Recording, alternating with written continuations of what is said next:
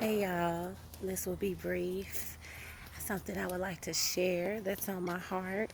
Um, I share different pieces about, relationships and so forth because unfortunately it's a method, a strategy that our adversary, he tries to destroy, to taint. And usually the reason why he does that is because we are accountable for our actions, reactions, how I respond, and the reason why this has been on my mind is because, we have all these kind of different blogs and individuals. What I think about of a healthy, godly, relationship or marriage are two people that have truly submitted, their lives to Christ, their will to Christ, and their main goal is to honor him. So out of that, their marriage, their bond, it grows, and the reason why I say this is because, for example, a lot of times people will be in really bad relationships and so forth, and especially with marriages. And I always mention, like, a lot of times you'll see that person just endured, just pure, heartache, tragedy, so forth within that relationship. And I promise you, before the ink could even dry, they're in a new relationship. And in their mind, the way they look at it, the marriage was terrible or the relationship, was terrible, and I'm ready to be with somebody that's going to treat me the way that I need to be treated. However, you have not taken that time, to allow God to address what's going on the inside of you instead of you looking for somebody else to do it.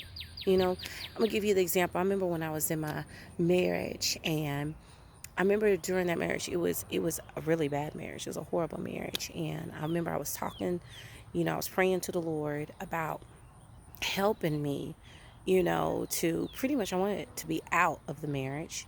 And I remember the Lord, he dealt with me.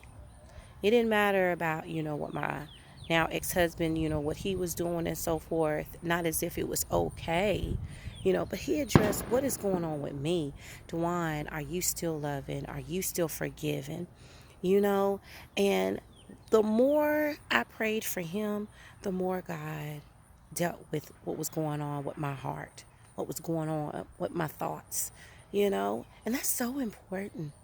That's so important because you can't really have true healing without giving forgiveness. When you withhold forgiveness, I tell you, invite so much into your spirit, into your home, into your life when you do that. And the way that you know that you're really healed is the freedom that God gives to you. You want that person that betrayed you, the person that hurt you, the person that abused you, the person that lied, so on. You want them to experience that same freedom. That's how you really know that you're healed. You're not carrying that in your emotions. Like, you're not sitting back waiting on, ooh, Jesus is going to get you. You know, you're not carrying it. It's between God and that person, and you bless them and you go on about your business.